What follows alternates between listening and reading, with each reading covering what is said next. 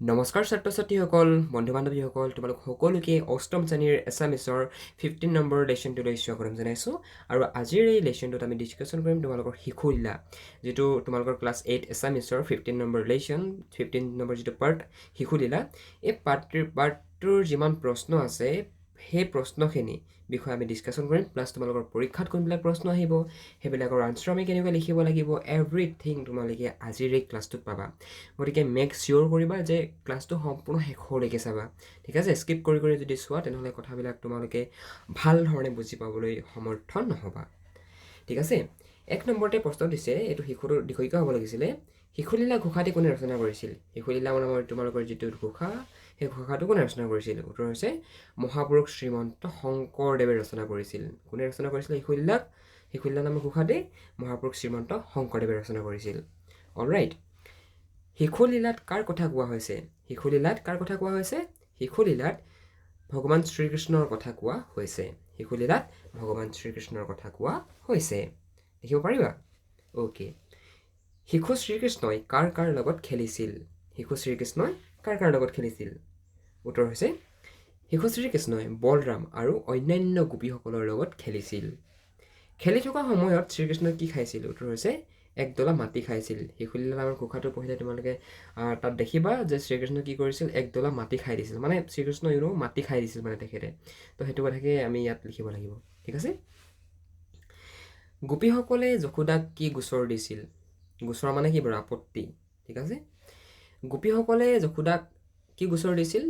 শ্ৰীকৃষ্ণই মাটি খোৱা বুলি গোপীসকলে যশোদাক গোচৰ দিছিল যশোদাক মানে সেই গোপীসকলে আহি পিনে যশোদা হৈছে শ্ৰীকৃষ্ণ মাক ঠিক আছে সেই যশোদাক সেই গোপীসকলে আহি পিনে যশোদাক কৈছে যে কি শ্ৰীকৃষ্ণ মাটি খাইছে ঠিক আছে গোপ বালকসকলৰ কথা শুনি যশোদাই কি কৰিলে যেতিয়া নেকি ক'লে যে শ্ৰীকৃষ্ণ মাটি খাইছে বুলি তেতিয়া সেই কথাটো যেতিয়া যশোদাই অৱগত হ'ল তেতিয়া যশোদাই কি কৰিলে উত্তৰ হৈছে যশোদাই মাটি খোৱাৰ কাৰণে কোবাই ছাল ফালি দিব বুলি শ্ৰীকৃষ্ণক ধমকি দিলে সৰু ল'ৰাবিলাকে তোমালোকে এনেই মন কৰিবাচোন সিহঁতি মাটি খায় মানে তোমালোকে যদি গাঁও অঞ্চলত থাকা দেন অভিয়াছলি তোমালোকে পাইছা এইবিলাক সৰু ল'ৰা ছোৱালীবিলাকে কি কৰে মাটিকে খাই পায় ঠিক আছে তো শ্ৰীকৃষ্ণ যেতিয়া নেকি ভগৱানৰ যেতিয়া সৰু অৱস্থাত আছিলে তেখেতেও মাটি খাইছিলে ঠিক আছে আৰু তেতিয়া মানে শ্ৰীকৃষ্ণক যশোদাই গালি পাৰিছে যে কি নেক্সট টাইম যদি তোমাক খোৱা দেখোঁ মাটি তেতিয়া মই তোমাক কি বুলি কয় মাৰিম মানে পিটিম মানে পিটি তোমাৰ ছাল ফালি দিম এইবুলি মানে এনেই আৰু মৰমতে গালি পাৰিছে ঠিক আছে বলাই বুলি ইয়াত কাৰ কথা কোৱা হৈছে আৰু শ্ৰীকৃষ্ণৰ লগত তেওঁৰ সম্পৰ্ক কি বলাই বুলি ইয়াত বলৰামৰ কথা কোৱা হৈছে বলৰামক মানে ইয়াত চমুকৈ বলাই বুলি কৈছে সেই শিশুলীলাত ঠিক আছে শিশুলীলা নামৰ ঘোষাটোত শ্ৰীকৃষ্ণৰ লগত তেওঁ সম্পৰ্ক হৈছে তেওঁ শ্ৰীকৃষ্ণৰ শ্ৰেষ্ঠ ভাতৃ হৈছে বলৰাম আৰু সেই বলৰামক শ্ৰীকৃষ্ণ মৰমতে বলাই বুলি মাতে কোনে কাক কিয় কৈছিল লিখা এক নম্বৰটোত আমাক সুধিছে কেনে মাটি খাইলি অৰে গোপাল কোবাই আজি তোৰক ফালিব চাল এই কথাষাৰি আমি কি বুলি কয় কোনে কাক কেতিয়া কৈছিল আমি সেইটো লিখিব লাগিব ঠিক আছে তোমালোকে মন কৰা প্ৰশ্নটো সেইবুলিয়ে দিয়া আছে তোমালোকৰ কোনে কাক কেতিয়া কিয় কৈছিল এনেকুৱা ধৰণে তোমালোকৰ পৰীক্ষাত আহিব আৰু বেছি নম্বৰ নাহে এইবিলাকত ইমান চিন্তা কৰিবলগীয়া নাই 3 নম্বৰ নতুবা 4 নম্বৰ সিমানেই আহিব বৰ বেছি নম্বৰ নাহে ঠিক আছে উক্ত কথাখিনি মাতৃ যশোদাই কৈছে তেওঁ পুত্ৰ জগতপতি শ্ৰীকৃষ্ণক এইদৰে কৈছে এই কথাষাৰ কোনে যশোদাই কৈছিল কাক কৈছিল ভগৱান শ্ৰীকৃষ্ণক কৈছিল ঠিক আছে নেক্সট তোমালোকে পইণ্টটো মন কৰা যে এদিনাখন বালক কৃষ্ণই লগৰীয়াৰ সৈতে খেলা ধূলা কৰি থাকোঁতে মাতৃৰ লদা এটা মুখত ল'লে বলৰাম আৰু অন্যান্য গোপীসকলে এই বিষয়ে মাতৃ যশোদাক গোচৰ দিলে আৰু তেতিয়া যশোদাই কৃত্ৰিম খং দেখুৱাই শ্ৰীকৃষ্ণক উক্ত ধৰণে কৈছিল যে মাটি খোৱাৰ বাবে তেওঁ শ্ৰীকৃষ্ণক কোবাই পিঠিৰ ছাল ফালি পেলাব এদিনাখনেই ভগৱান শ্ৰীকৃষ্ণই যেতিয়া নেকি তেখেতৰ সমনীয়াসকলৰ লগত খেলি আছিলে সেই খেলি থকাৰ সময়ত শ্ৰীকৃষ্ণই কি কৰিছিলে এডলা মাটি খাইছিলে ঠিক আছে আৰু এই শ্ৰীকৃষ্ণই মাটি খোৱাৰ যিটো গোচৰ মাটি খোৱাৰ যিটো আপত্তি মাটি যে খালে শ্ৰীকৃষ্ণই সেই কথাষাৰ যেতিয়া নেকি বলৰাম আৰু তেখেতৰ লগৰ ফ্ৰেণ্ডছবিলাকে আহি পিনে যশোদাক কৈ দিয়াৰ কাৰণে যশোদাই কৃত্ৰিম খং মানে এইটো হৃদয়ৰ পৰা নাই কৰা এইটো খং মানে কিছুমান খং মানে মাকসকলে ল'ৰা ছোৱালীবিলাকক কৰোঁ বুলি কৰি দেখায় ন ঠিক আছে তো সেইটোৱে মানে অভিমান সেই কৃত্ৰিম খং দেখুৱাই মানে কৃত্ৰিম খঙক আমি অসমীয়াত অভিমান বুলি কওঁ মানে একেটা শব্দ একেটা মিনিঙে বুজায় সেইটো কাৰণে কৈ দিছোঁ ঠিক আছে আৰু সেই তেতিয়া যশোদাই সেই অভিমান মানে সেই কৃত্ৰিম খং দেখুৱাই শ্ৰীকৃষ্ণক উক্ত ধৰণে কৈছিল যে কি মাটি খোৱাৰ বাবে তেওঁ শ্ৰীকৃষ্ণৰ যি পিঠি সেই পিঠিৰ ছাল কোবাই কোবাই ফালি দিব আণ্ডাৰষ্টেণ্ড অ'কে মাতম্ভ কৃষ্ণে যশোদাক চাই মিছা মাতে হবে শুনিও আই উক্ত কথাখিনি শিশু শ্ৰীকৃষ্ণই কৈছিল আৰু তেওঁ কাক কৈছিল তেওঁ মাকক সেইদৰে কৈছিল ব্ৰেকআপটো এডোখৰতে চেঞ্জ কৰিবা হা সেইডোখৰত মই পাহৰি থাকিলোঁ ব্ৰেকআপ চেঞ্জ কৰিবলৈ এদিনাখন শিশু শ্ৰীকৃষ্ণই লগৰীয়াৰ সৈতে খেলি থাকোঁতে মাতৃৰ লদা এটা মুখত লয় বলৰামৰ সৈতে গোপীসকলে যশোদাক এই বিষয়ে গোচৰ দিয়ে মাতৃ যশোদাই কৃত্ৰিম খং দেখুৱাই কৃষ্ণক ধমক দিয়ে মাকৰ খং দেখি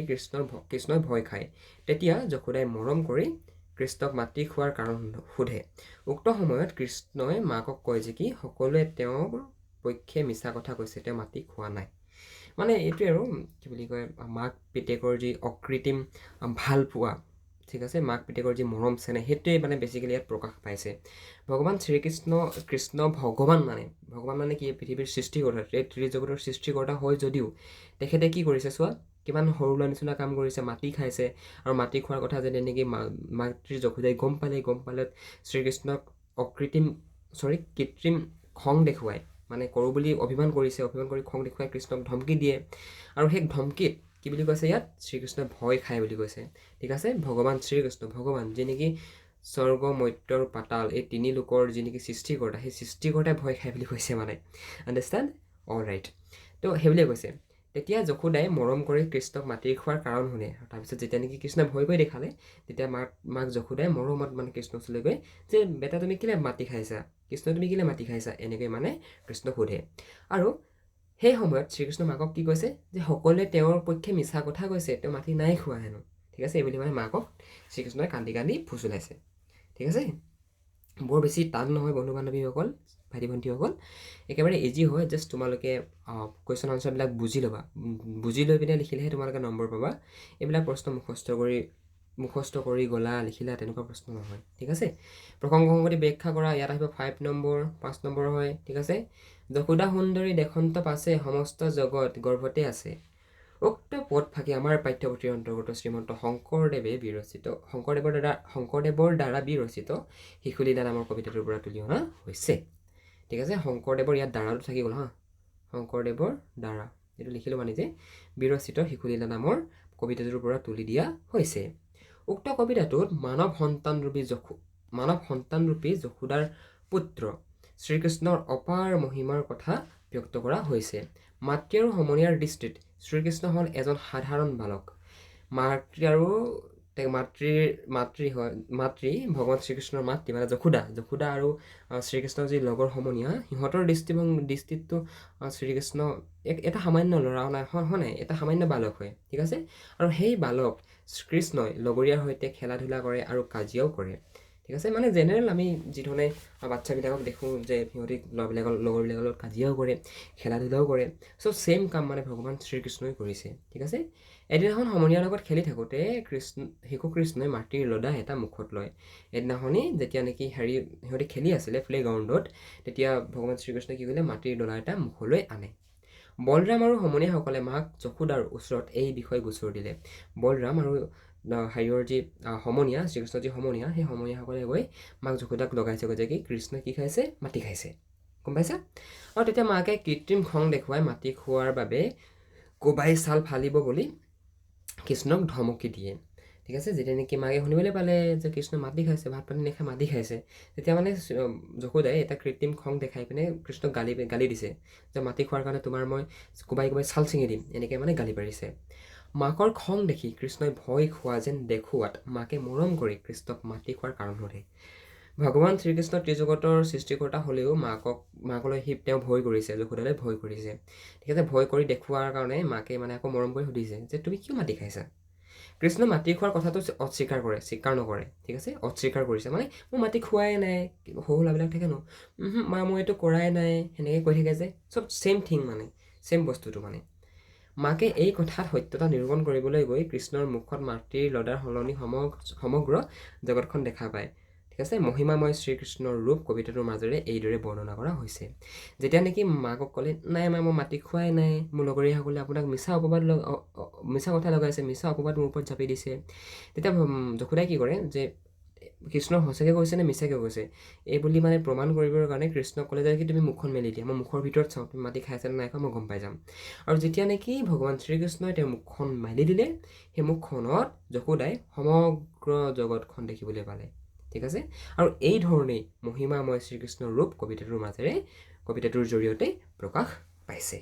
ঠিক আছে, ধৰিব পাৰিলা, বুজি পালা? All right. এনেকুৱা ধৰণে যদি তোমালোকে আগৰ পৰা পঢ়িলা হয় বুজি মই বাৰু আজিৰ পৰা এবছৰৰ আগতে ইউটিউব ষ্টাৰ্ট কৰিছোঁ তোমালোকক পঢ়াবৰ কাৰণে। ঠিক আছে, তোমালোকে বহুত আগত গ'লাগৈ সেইদিন পঢ়া শুনাৰ ক্ষেত্ৰত। খালী অংশত শব্দ ভৰোৱা, যত গোপ শিশু বলাই আদি, এইখিনি তোমালোকে নিজে নিজে কৰিবা। ঠিক আছে, মানে কবিতাটোত আছেই, তোমালোকে আৰু কি এক্সট্ৰাকৈ ইয়াত হেৰি কৰিবা। নেক্সট আহিলে শিশুলীলা কথাখিনি গদ্যৰ ওপৰত লিখা। ইয়াত তোমালোকে নম্বৰ ধৰা 8 মাৰ্কছত আহিব হা। শিশুলীলাৰ চামাৰিটো, শিশুলীলা চামাৰি মানে কি, মই তোমালোকক অলৰেডি যিখিনি কথা ক'লোঁ সেইখিনিয়ে কথা, ইয়াত আৰু এক্সট্ৰা একো এক্সপ্লেনেশ্যনৰ প্ৰয়োজন নাই। আই ডোণ্ট থিংক কি তোমালোকক আৰু এক্সট্ৰাকৈ বুজাব লাগিব। বিকজ চোৱা, ভগৱান শ্ৰীকৃষ্ণ এই ত্ৰিজগতৰ সৃষ্টিকৰ্তা হয় যদিও আমাৰ আগত ভগৱান এজন জেনেৰেল মানুহৰ নিচিনাই হৈ আছে, ৰাইট। চ' সেইটো কথাকে তোমালোকে লিখিবা। তাৰপিছত এই মাটি খোৱা কথাটো লিখিবা। তাৰপিছত মাটি খোৱাৰ কাৰণে যশোদাই যে গালি পাৰিছিলে সেই কথাটো লিখিবা। আৰু সেই যশোদাই যেতিয়া নেকি মুখখন মেলি দিবলৈ ক'লে শ্ৰীকৃষ্ণক, তেতিয়া যে যশোদাই সমস্ত জগতখন সেই শ্ৰীকৃষ্ণৰ মুখৰ ভিতৰত দেখিছিল, সেই কথাটো লিখিবা তোমালোকে। দেখিছা, ইয়াত দেখিছা, এইডোখৰ লিখি দিয়া আছে। তো এইখিনি কথা যদি লিখা, ইয়াত যিখিনি কথা আছে এইখিনি কথা যদি লিখা, তেতিয়া তোমালোকে ইজিলি নম্বৰ পাবা পৰীক্ষাত। একো টান কাম নহয় এইবিলাক প্ৰশ্নত নম্বৰ তোলাটো। ঠিক আছে, তলৰ পদফাকি পঢ়া আৰু আধুনিক অসমীয়া গদ্যৰ ৰূপটো জানি লোৱা। এইখিনি পঢ়িব কৈছে, পঢ়ি পিনে আমাক আধুনিক গদ্যৰ ৰূপটো জানিব কৈছে। ঠিক আছে, এইখিনি তোমালোকে নিজেই চাবা। তো ইমানেই আছিলে আজিৰ ক্লাছটোত। এণ্ড মই ভাবোঁ তোমালোকে বুজি পালা ক্লাছটো ভাল ধৰণে। যদি বুজি পালা, এটা